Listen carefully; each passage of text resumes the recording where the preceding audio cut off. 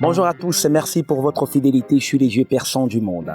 Aujourd'hui, nous allons faire une ronde dans la littérature congolaise avec des bouquins extraordinaires du professeur émérite à l'université de Lubumbashi et promoteur de l'université Nouveaux Horizons, Alexis Takizala. Il s'agit du livre intitulé Voyage au pays des oubliés.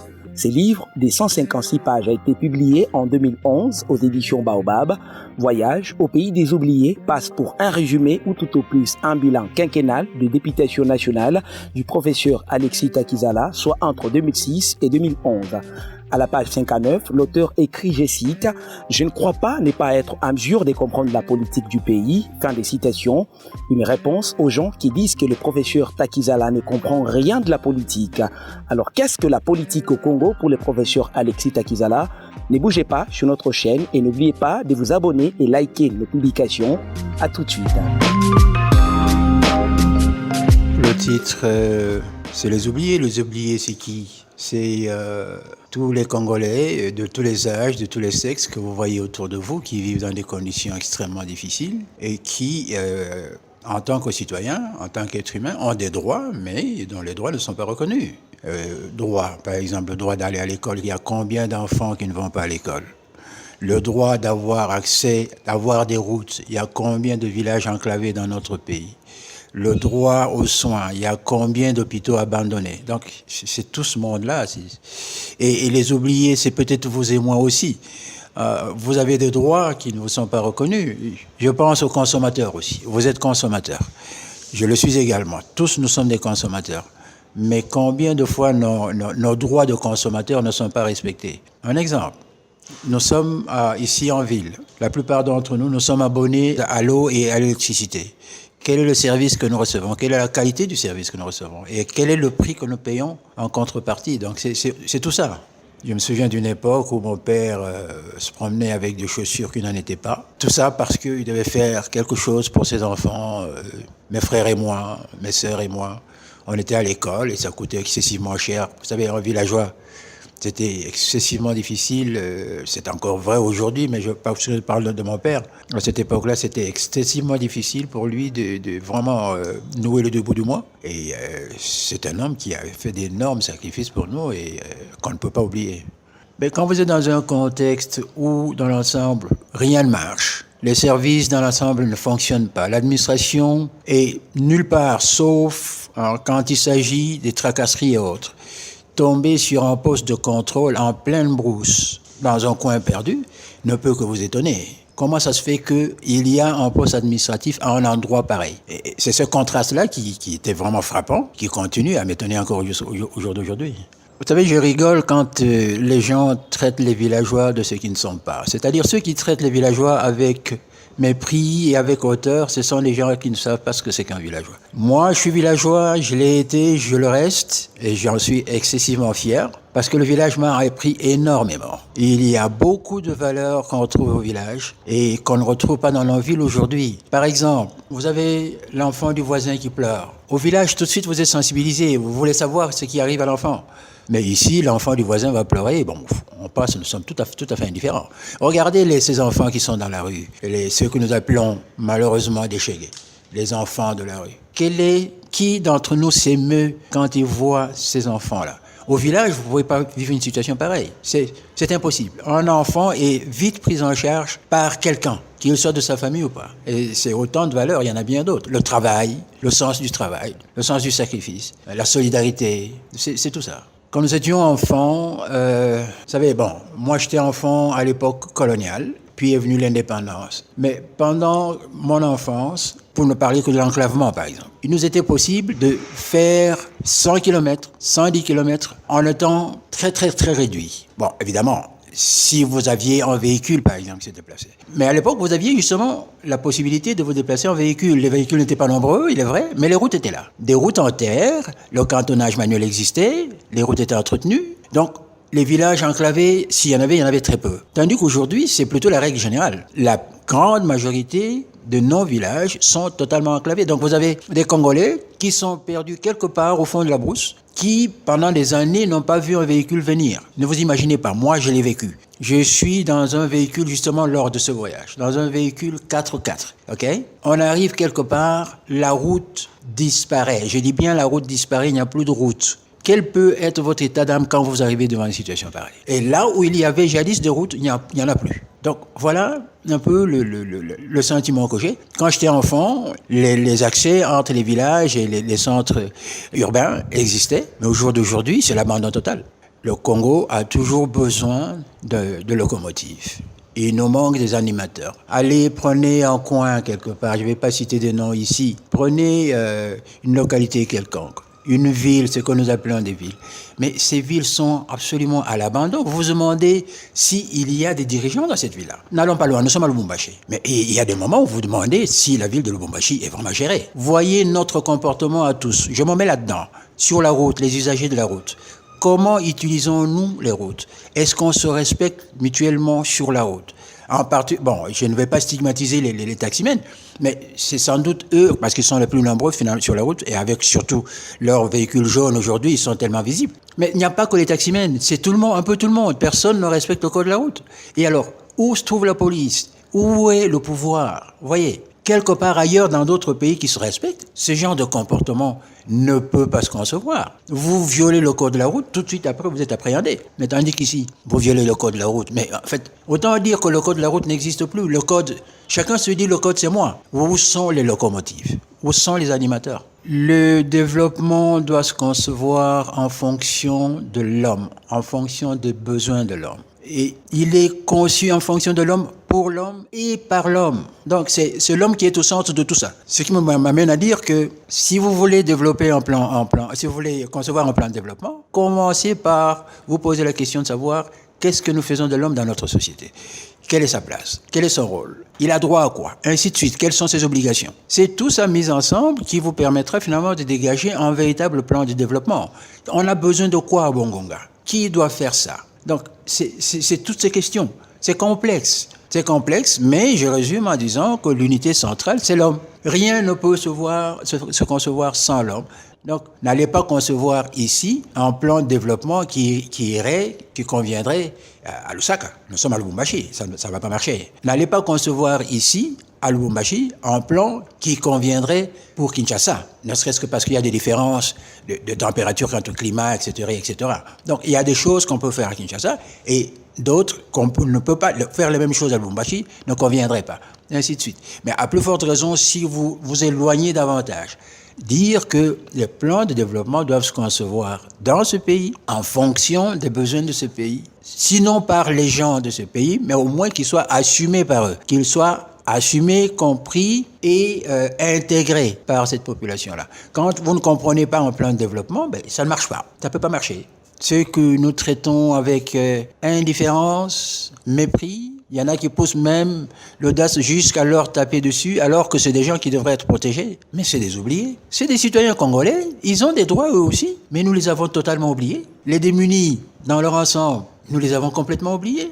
Mais puisque nous devons penser en termes d'avenir, qu'est-ce que nous avons prévu pour l'avenir de l'enfant qui vient au monde aujourd'hui, celui qui va à l'école déjà aujourd'hui, celui qui est allé à l'université, quel est son avenir? Ce sont autant de paramètres qu'il ne faut pas oublier si on veut que ce pays arrive à quelque chose. Donc, quand on dit oublier, les oublier, il y a beaucoup de gens dans ce terme-là. Je vais en politique. Vous avez invoqué cette dame qui m'a invectivé à la Kenya, en 2006. Elle a dit quelque chose et c'est venu tellement spontanément que ça ne peut être que vrai. Ce qu'elle a dit est vrai. Elle envoie son enfant à l'école. Par chance, cet enfant arrive à terminer, mais ne travaille pas. Voyez. Ou, pire encore, elle n'arrive pas à envoyer son enfant à l'école. Alors, la question qui se pose, quel est l'avenir de cet enfant? C'est un avenir bloqué. Et pourtant, c'est un citoyen de ce pays qui a des droits. Et on l'a complètement oublié. Donc, dans les oubliés, vous avez beaucoup de gens, beaucoup de catégories. Moi, j'ai résumé ça simplement en disant les oubliés, voyage au pays des oubliés. La politique n'est pas un patrimoine. La politique et le pouvoir ne sont le patrimoine de personne. La politique et le pouvoir sont le patrimoine de tous les citoyens congolais. Celui qui va en politique pour s'enrichir ou pour avoir le pouvoir et pouvoir dominer les autres n'a rien compris la politique. La politique est un service, le pouvoir est un service. Aujourd'hui, vous avez un ministre de ceci ou de cela, ministre des Affaires étrangères, ministre de l'Intérieur, etc. Mais prenons le mot ministre. Mais au départ, ce mot veut dire serviteur. Quand on dit de quelqu'un qu'il est ministre de Dieu, il est au-dessus de Dieu ou il sert Dieu? C'est le même mot. Le ministre des Affaires étrangères est là pour servir ses citoyens en matière d'affaires étrangères.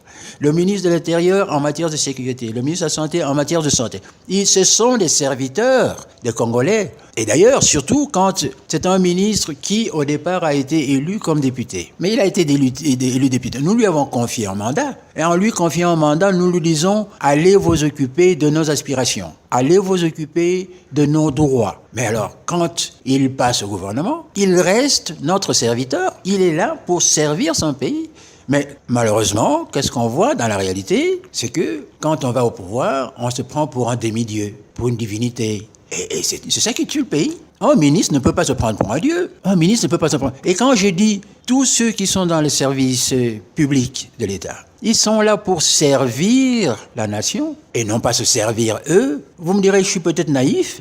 C'est possible. Mais vous savez, si vous n'êtes pas un peu naïf dans la vie, c'est-à-dire si vous n'avez pas un peu d'idéal dans la vie, ce qui arrive, c'est ce qui nous arrive à tout le pays. Notre idéal au Congo aujourd'hui se résume à très peu de choses. L'argent, le pouvoir pour l'argent, l'argent pour le pouvoir. Et on tourne en rond. Mais l'argent pour le pouvoir pour l'argent, qui est-ce qui a ça? C'est quelques individus. La grande majorité des citoyens de ce pays sont les oubliés dont nous sommes en train de parler. Simplement parce que nous avons du pouvoir et de la politique une conception qui n'en est pas une. Donc, vous voyez, je suis désolé, moi je continue à affirmer que ceux qui à l'époque, quand j'étais à l'Assemblée nationale, disaient le professeur Taxan ne comprend rien à la politique, j'ai dit bon, écoutez, nous n'avons pas de la politique la même conception. Ma conception à moi, la politique, est que le pouvoir, celui qui va en politique, c'est pour aller servir sa communauté. Mais combien vont en politique pour leurs intérêts à eux? On l'a encore vu dernièrement, le 30 décembre. Vous avez vu la foule de candidats qu'il y a eu. Et ils posaient leur candidature à la fois aux élections nationales et aux élections législatives pour être certains d'être élu quelque part. Mais pourquoi être certain d'être élu quelque part? C'est pour essayer de sauver sa peau, comme on dit un peu, Mama Minawina. Mais écoutez, vous savez, le développement n'a de sens que lorsqu'il est collectif. On se développe ensemble. J'ai, mettons, un frère, un cousin, je sais pas quoi, perdu dans mon village là-bas. J'ai ici un téléphone performant, mais je ne sais pas atteindre cet homme ou cette femme de ce côté-là. En quoi est-ce que je peux me dire que je suis vraiment développé? En quoi est-ce que je peux dire qu'il y a développement? Puisque cette personne ne participe pas à cette vie-là. Le développement, il est collectif, c'est tous ensemble que vous devez développer votre pays. J'ai une autre image. La politique, ce n'est pas un championnat de foot. Ce n'est pas un championnat de foot. En politique, vous gagnez tous ensemble, tout le pays se développe, ou tous ensemble, vous échouez, tout le pays chavire. C'est comme un bateau en pleine mer. Nous sommes tous sur le bateau. Faisons en sorte que le bateau arrive à bon port. Tous ensemble, nous arriverons à bon port. Mais si, pour une raison ou une autre, mauvaise manœuvre de capitaine, je ne sais pas quoi, la tempête, je ne sais pas, on réagit mal, nous allons chavirer. C'est ensemble que nous allons chavirer. Et la politique, c'est ça. Ça n'a rien à voir avec l'opposition Mazembe, Popo, Club, je ne sais pas quoi. Les gens confondent ça chez nous. Donc, quand ils ont gagné aux élections, ils sont prêts à se moquer de ceux qui n'ont pas gagné. C'est comme si, vous savez, vous aviez une équipe de foot qui a gagné, qui se moque de celle qui n'a pas gagné. La politique, c'est pas ça. La politique, c'est un voyage commun, en bateau, en pleine mer. Vous arrivez à bon port ensemble ou vous chavirez ensemble.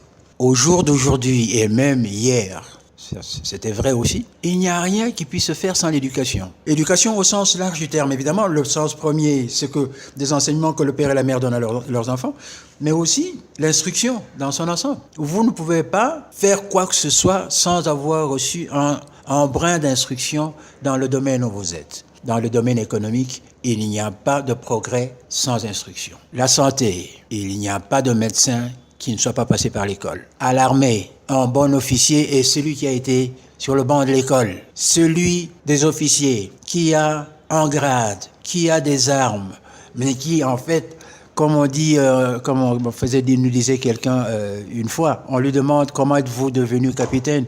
Il dit, à la manière des gens de Kinshasa, nous sommes le soir. Donc c'est un coup de chance. Celui qui devient général par un coup de chance, je suis désolé, je ne vois pas en quoi il pourra être utile à sa société. Sans l'éducation, on n'arrive à rien.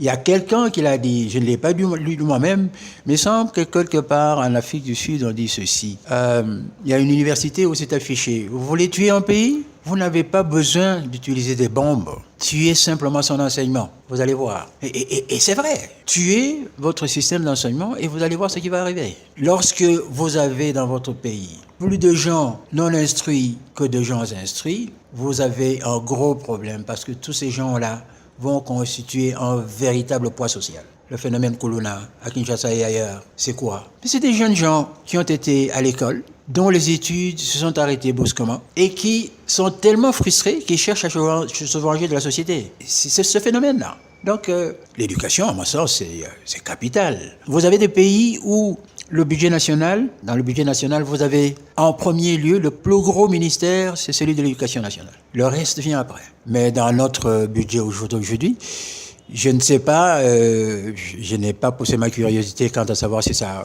vraiment changé. On m'a dit que ça a évolué. Mais à l'époque où j'étais à l'Assemblée nationale, à l'époque où j'ai écrit ce livre, le budget, figurez-vous, le budget de l'éducation nationale n'était que de 3%. Mais qu'est-ce que vous pouvez faire de 3%? Ça s'est amélioré aujourd'hui, me dit-on. Il faudrait que je voie dans les détails. Mais dans quelle proportion? Je vous parle de pays où l'éducation nationale vient en tête. Et puis seulement le reste après. Oui, je crois que c'était important que ce soit enregistré quelque part.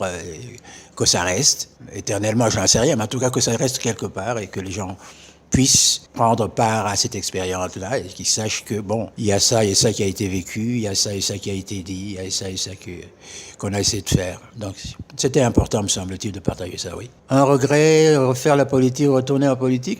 Mon cher ami, je vous dis, j'adore la politique. Et s'il m'était permis, possible, de retourner en politique, en cet instant, j'y retournerai. Mais bon, j'ai pris d'autres engagements et puis il y a des paramètres qui, en fait, m'empêchent de retourner en politique dans l'état actuel des choses.